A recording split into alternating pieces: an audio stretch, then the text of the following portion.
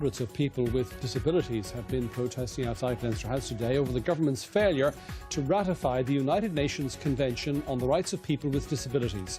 The rally heard it had resulted in 600,000 people with disabilities here being denied equal rights. Well, let's stay with that because we're joined from Leinster House by Senator John Dolan, who is also CEO of the Disability Federation of Ireland. John, thanks very much indeed for talking to us on the programme. You're very welcome. First of all, this convention, UN Convention on the Rights of People with Disability, which Ireland, we were told, was involved actually in negotiating, was it more than a decade ago, but we still haven't signed. What's involved in that? What does it address? We have signed it, and signing it is your promise to the world that you're going to ratify it, and ratifying it is that you're going to be bound by the articles in it.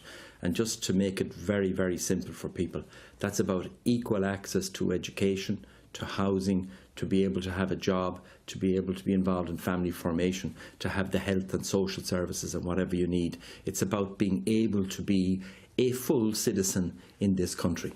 So, having failed then to ratify it, how has that denied opportunity or rights to people with disability?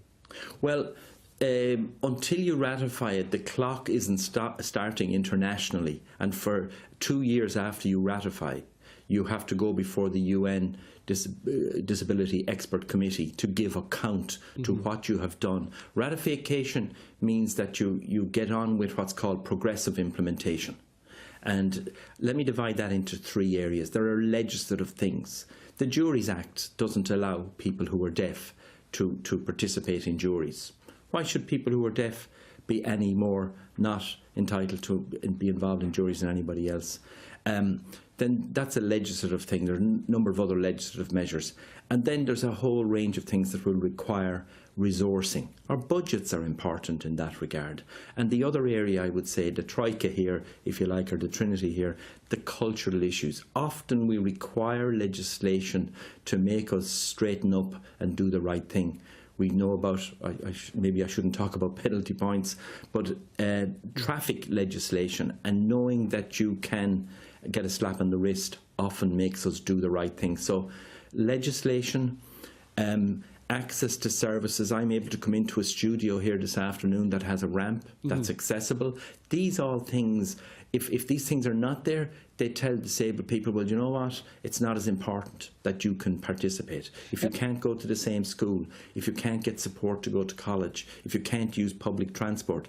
And thankfully this week, and just to say something that's moving in the right direction, Minister Ross has signalled to me, or has confirmed to me, his intention, for instance, that all the bus air and bus fleet will have audio display. Okay, so lots of practical benefits flow from this, practical things, as well as, I suppose, you're making the point that it changes the whole debate, if you like, around disability. Yeah.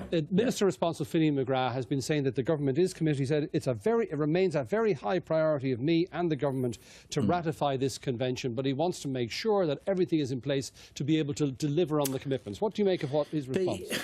The government took a view, not just this one, the previous one, and I think it's a custom and practice that mainly has been turned into a policy, that they don't ratify international conventions until their legislation is all sorted out. There's no need for that.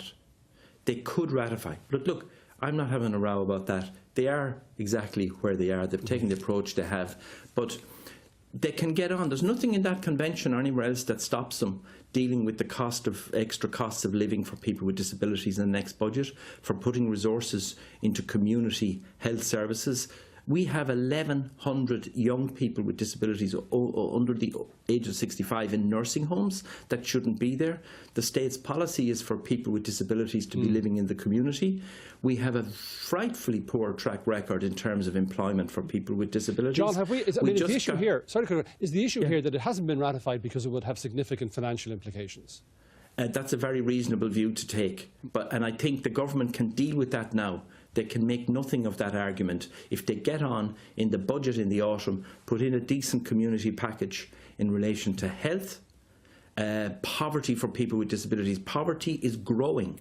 A CSO told us at the beginning of February this year, poverty is increasing for people with disabilities, and thankfully it's decreasing for the general population. Social housing, I have to say to you, 4,000 people in 2013, these were department stats. It's now just shy of 6,000 people. There's a housing crisis for disabled people as well. All right, there we'll have to leave it. Senator John Dolan, thank you very much indeed for talking to us. You're welcome.